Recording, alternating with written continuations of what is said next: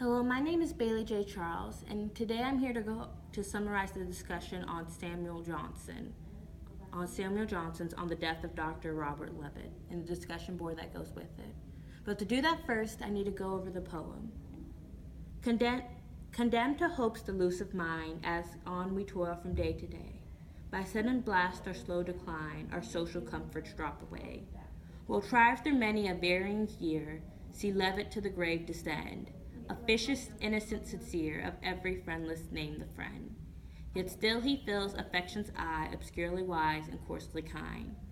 Nor lettered arrogance deny thy praise to merit unrefined. When fainting nature called for aid, and hovering death prepared the blow. His vigorous remedy displayed the power of art without the show. In misery's darkest caverns known, his useful care was ever nigh, where hopeless anguish poured his groan, and lonely want retired to die. No summons mocked by chill delay, no petty gain disdained by pride. The modest wants of every day, the toil of every day supplied. His virtues walked their narrow round, nor made a pause, nor left a void, and sure the eternal master found a single talent well employed.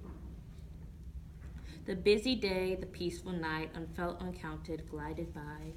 His frame was firm, his powers were bright, though now his 80th year was nigh. Then with no throbbing, fiery pain, no cold graduations of decay, death broke at once the vital chain and freed his soul the nearest way. Now, the first thing before I go into the original post and summarize that by Xavier Bresnan, I want you to understand is that this poem is much like a eulogy. It talks about the death of his friend, it talks about the good things, and then it ends with his demise. Now, the author interprets the first stanza as being delusional in the way. As time goes on and you see your friends slowly decay and go in and out, and as your joys and comforts and things kind of fall away as things do, like when an apple rots away. He talks about hope as being delusional and helping you see things not as they are, but as how they were. You can't really take seeing it how it is, so you see it as how it once was. And then when you go into the rest of the stanzas, the author talks about how it's both confirming and denying what's happening. It talks about his friend and all his glory and his might and all the good things about him. But then it also kind of acknowledges in a way how he's slowly losing his vitality, how he's aging and going away. And that's kind of the first post. But another thing about the first post though is that the author character was about how each feeling is personified by a character that's defined by color types or a stereotypical character trait, like affection's eyes. And when the author of the poem, as in the author of the poem, was doing this, capitalizing affection and giving it a personality like that, it's making you see. It's really filling out the poem and giving you a view of his feelings. You kind of see all the things that go into it. Affection's eyes. You read into the personality, and ergo, you get more out of the poem.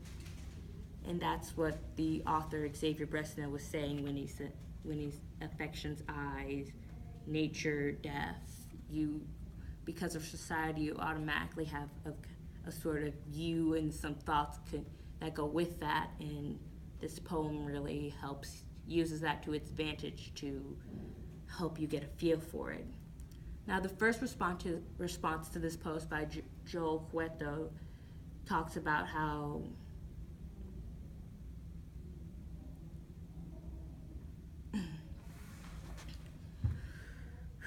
it talks about how he likes the post and agrees with it, but he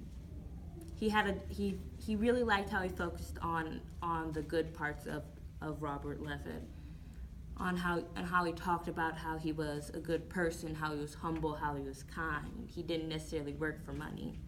He liked how he pointed out the things that were good about the subject of the poem. The next response by Mary Robinson agrees with him agrees with him about the same things, though she disagrees about the first stanza. She doesn't see it as being something of false hope. She sees it as commemorating his death, as not holding out and as trying to hold out for a miracle of him getting better, but as it being something that's kind of like your last stand. This is something to commemorate him. He's not in denial when he's writing it, basically. The next response by Hannah Netherton focuses more on the descriptions of the characters. She likes how hope is described as a bright light that keeps you distracted from what's happening. It kind of gives you a bit of tunnel vision.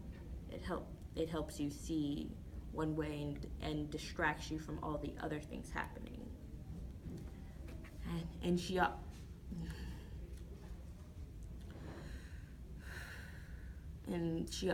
also talks about how she likes it when she also talks about how she likes it, how bright light when it's kind of giving you the tunnel vision and everything else fades away, and when you come back and look at everything, it's all changed and gone.